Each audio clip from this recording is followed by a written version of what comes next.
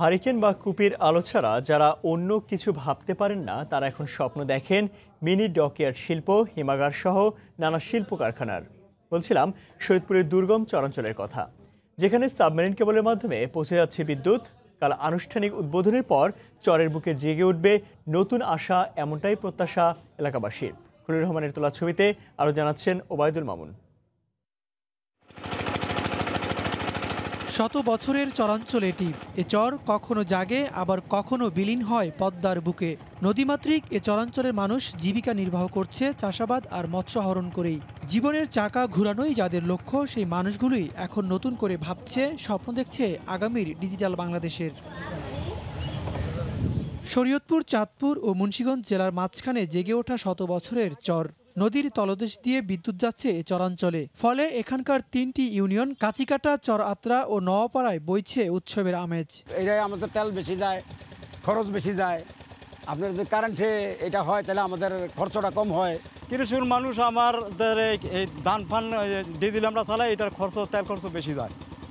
এই যেমন কারেন্ট গাইলে যেমন সিস্টেমটা একটু কম খরচ ভালো হবে।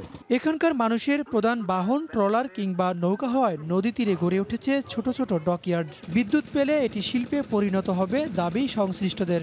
এই বডিটা বানাইতে মনে করেন আমাদের প্রায় 70,000 টাকা খরচ হবে, আর যদি কারেন্ট আসে তাহলে আমাদের 20,000 টাকার মাধ্যমে আমরা এই বডিটা নামাইতে পারবো। এখন ডক আছে 4টা, ঠিক আছে, আর যদি কারেন্ট আসে তাহলে আরো মানুষ মনে করেন এখানে ডক দিব, বা এই ডকগুলোই আরো উন্নত হবে। মেশিন আমার কোনো মাল লাগলো না, বেল লাগলো না, খালি ওয়ালিং মেশিন লাইন দিয়ে তুমি চলবো, আর ওই ভিতরে কারেন্ট হলে আমার কোনো সমস্যা নেই। কৃষিভিত্তিক এলাকা হওয়ায় এখানে হিমাগার স্থাপন, কৃষি ব্যাংক সহ নানা উন্নয়ন কর্মকাণ্ডের কথা জানান স্থানীয় সংসদ সদস্য।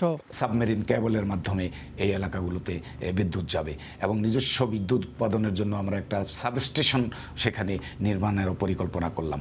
আগামী 22 তারিখে ইনশাল্লাহ আনুষ্ঠানিকভাবে আমরা চরত্রা এবং নওপাড়ায় সাবমেরিন কেবল এবং সাবস্টেশন দুইটারই উদ্বোধন করব। সেখানে হিমাগার করে ফেলবো, ওখানে একটা কৃষি ব্যাংক করার অলরেডি আমি ডিউ লেটার দিয়ে দিয়েছি। বিদ্যুতের আলো দেখার অপেক্ষায় 3টি ইউনিয়নের প্রায় 70,000 মানুষ। ডিজেল চালিত ইঞ্জিনের মাধ্যমে পদ্মার এই চরে গড়ে উঠেছে ছোট ছোট ডকইয়ার্ড। সাবমেরিন কেবলের মাধ্যমে এই চরাঞ্চলে বিদ্যুৎ পৌঁছালে এটি একদিন শিল্পের রূপ নেবে, এমনটাই প্রত্যাশা ডকইয়ার্ড শিল্প মালিকদের। ওবায়দুল্লাহ মামুন, সময় সংবাদ, শরীয়তপুর।